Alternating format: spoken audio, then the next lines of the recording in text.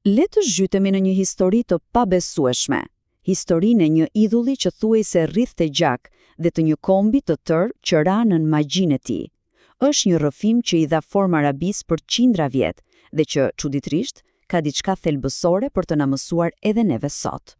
Pra, në qendër të gjithë kësaj historie qëndron një figurë sa enigmatike, aq edhe e frikshme. Një hyjni që njihej me një emër mjaft të çuditshëm, ajo me gjinjë të mëdhenj. Por kush ishte ajo në të vërtet, dhe pse ishte kaq e rëndësishme sa ngjallte frikë dhe adhurim në të njëjtën kohë?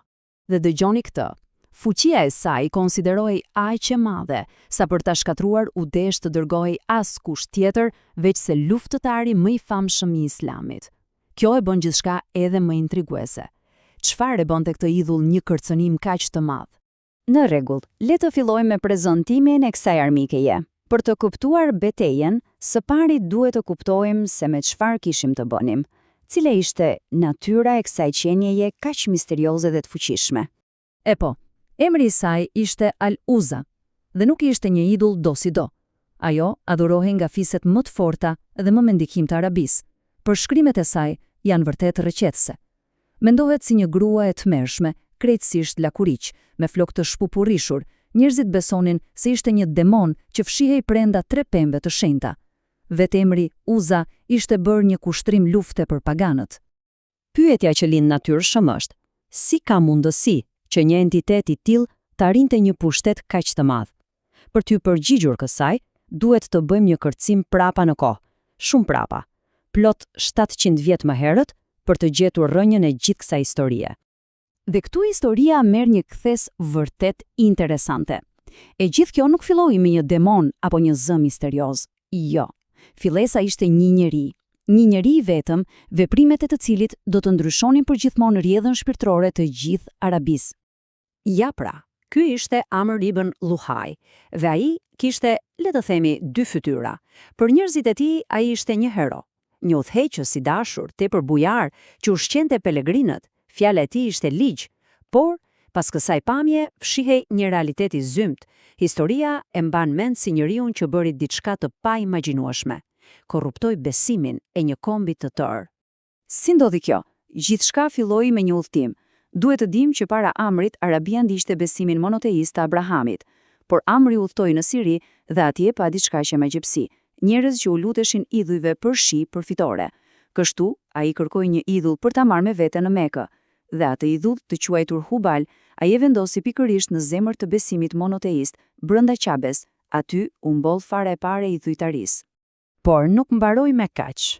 Veprimi i Amrit hapi një derë dhe shumë shpejt ai nuk ishte më thjesht duke vepruar sipas dëshirës së tij. Një forcë e padukshme, keqdashse, filloi ta shtynte atë drejt zbulimit të një të keqeje edhe më të vjetër. Filloi me pëshpërima gjatë natës, një zë që vetëm ai mund ta dëgjonte. Thuhet se një demon ose një xhint e kishte zgjedhur atë si mjetin perfekt për të përhapur korrupsionin, duke i mbjellë ide të reja në mendje, ndërsa ai ishte në gjumë. Këto pëshpërima pastaj u shndërruan në një ëndër që i zbuloi Amrit vendndodhjen e një thesari të fshehur, të varrosur në rër. Ky thesar ishin idhujt e lashtë, të haruar prej kohësh të popullit të Nuhut. Misioni i tij i ri ishte i qartë, t'i nxirrte sërish në dritë. Dhe kështu nisi. Me zbulimin e këtyre idhujve antik, Arabia hyri në ato që njihet si epoka e idhujve. Ajo që filloi si një gabim i një njeriu të vetëm, shumë shpejt u kthye në një fenomen që përfshiu të gjithë gadishullën. Por si arrihet deri këtu? Si kalon një popull nga besimi te Zoti tek adhurimi i statujave? Është një proces gradual dhe shpesh fillon në mënyrë shumë të pafajshme. Së pari, krijohen statuja thjesht për të kujtuar njerëz të mirë e të drejtë. Pastaj, njerëzit fillojnë t'i vizitojnë këtë statuja nga respekti. Hapi tjetër është t'u lutesh atyre për bekime. Me kalimin e brezave, qëllimi fillestar harohet plotësisht dhe kështu respekti shndrohet në adhurim të plot. Dhe Amri ishte mjaft strategjik. Pasi nxori nga toka, ai nuk i mbajti idhujt për vete. Jo, as pak, ai u shpërndau ato fiseve më me ndikim në Arabi, siç e shohim këtu, duke ju siguruar që kjo e keqe e lashtë të lëshonte rrënjë thellë në të gjithë rajonin. Në rregull, tani bëjmë një kërcim të shpejtë përpara në kohë. Kan kaluar shekuj të tërë idhujtarie. Dhe tani kthehemi tek fillimi i historisë son, tek përballja finale. Një forcë e re, forca e monoteizmit, u ngrit për t'i dhënë fund kësaj errësire dhe për t'u përballur me vetë djallicën. Për ta kuptuar shkallën e problemit, imagjinoni pak këtë skenë. Kur profeti Muhammed shliroi Mekën, brenda dhe përreth Qabes së shenjtë, ai gjeti plot 360 idhuj, një numër i pabesueshëm. Ai i shkatroi të gjithë me dorën e tij, duke e pastruar shtëpinë e Zotit. Por pasi u pastrua Qabeja, mbeti sfida e fundit, ajo më e madhja, vet Aluza. Për këto mision të vështirë u dërgua luftëtari më i mirë, Khalid ibn al-Walid. Ai shkoi, i preu 3 pemët e saj të shenjta dhe u kthye duke menduar, mision i kryer.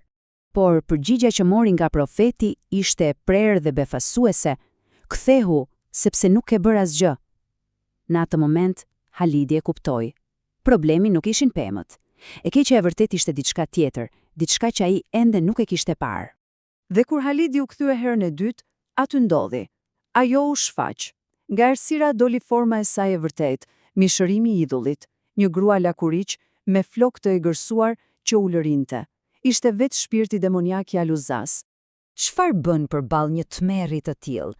Arma e parë që përdori Khalidi nuk ishte shpata, ishin fjalët e tij. Ai thirri me sa fuqi që pati.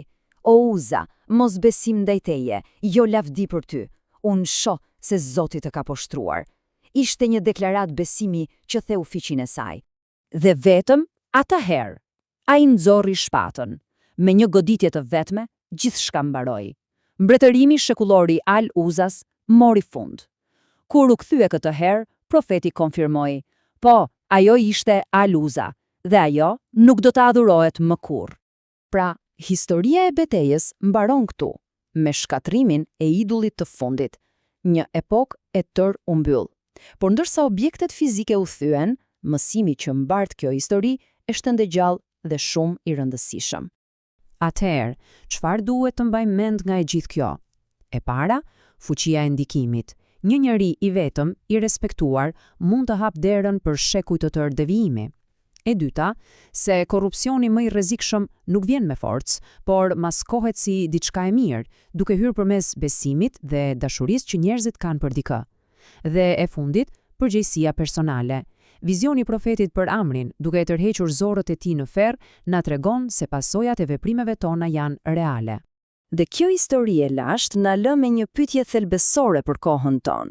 Ajo na mëson se idhujt më të fuqishëm dhe më të rrezikshëm shpesh nuk janë prej guri apo druri, por janë ide, koncepte apo edhe njerëz. Kështu që, ja vlen të mendohemi, cilët mund të jenë idhujt modern që njerëzit i ndjekin verbërisht sot, ndoshta pa e kuptuar fare?